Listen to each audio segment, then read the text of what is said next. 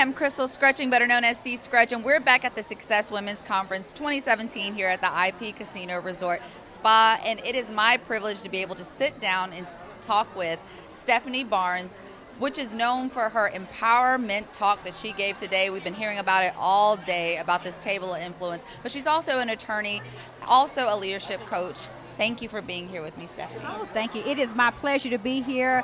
I have just been absorbing all of this awesome energy, and it's great to be among success. I don't think it is by chance that this conference is called Women's Success Conference, and I tell you, I'm feeling it today. Yes, it has really been something. We have had over 550 women professionals from the Gulf Coast pouring into here, and your talk has definitely been one that has been coming up a lot, because the talk that she gave, which is also an article in Gulf Coast Women magazine, which I've read, is about your table of influence. Who is at your table of influence? So tell me a little bit about that concept. Yes, I mean, because a lot of times we're unaware of the influences that we invite into our lives and those that we just kind of accept.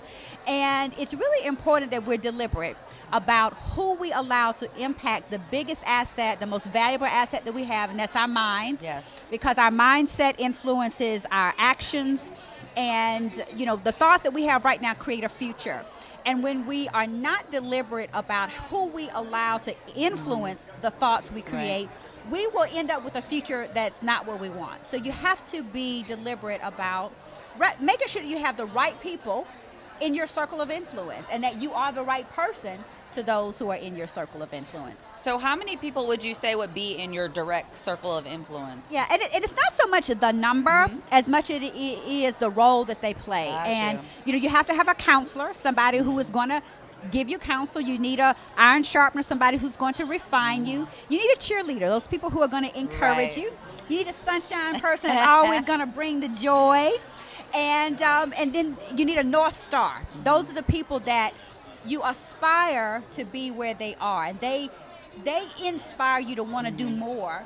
And you may know them sometimes you don't, but those are the 5 groups that you always want at your table of influence. Awesome. So in your own journey, in your own life, how has this practice shown up in your life? It's something that I had to accept responsibility for, and to recognize, there are good people in my life, but they may not be good for me. Yes. And they may be good in certain roles, but I need to be willing to expand my circle. Because, we get comfortable with who we know and the people, that we've always hung out with. And that's great. And it's not about abandoning the people who are good to you. Yes. But just being unafraid to say, I want more, I need more, and I need to be around people who want more. And the thing is, not only does that open up experiences and opportunities for you, but it opens up the ability for you to influence those that you've always been around. So this journey has just, and especially the older I get, I have. Which you look beautiful. Why, thank you. Fabulous. Yes, fabulous, darling. But, at this age, I always hear the term life is too short. But the thing that I've recognized is life is too long. And a lot of times we accept people who are draining us, who are bringing that negative energy, and it is diminishing the quality of our life. And I want a beautiful life. When I leave this vampires, y'all. Yeah, that's right. They just sucking it all out, right? Yeah. And when I leave this earth, I want to have lived. And so I have a responsibility for that.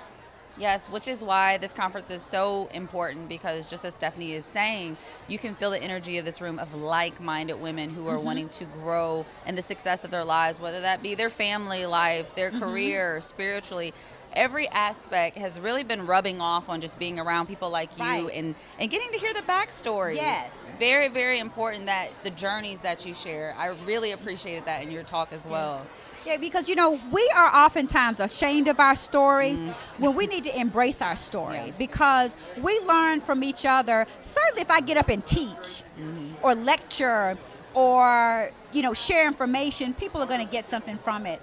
But when I share my story, when you share your story, when the women who are here, when they share their stories, it humanizes us in a way where we see ourselves and other people, and we recognize that the sorrows, the trials, the tribulations, the challenges that we've had are we're not alone. Right. But also it helps us to recognize that our story is a testimony and it's a way to inspire somebody else. And so sometimes when you share that, it allows you to grow and it allows you to appreciate who you are and what you've done and where you're going.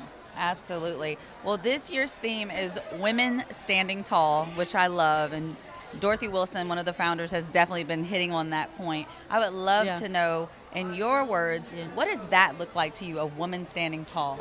At 5'3", right here, standing tall. You literally have, and I use that, literally as an analogy. I'm only 5'3", right? And I wear high heels, and that makes me taller. But standing tall is not as much about your appearance as much as it is the impact. When you show up, when you allow yourself to be elevated, because a lot of times we're 5 foot, we're 4'8" or whatever, but when we show up in our full power, the power of our choices, we can stand tall. And the thing is, it's not necessarily about us as much as it is when we stand tall, we show other women, you know what, I can stand up tall too. I can show up and be unafraid and unapologetically fabulous. And fabulous means, extraordinary. That's the literal meaning.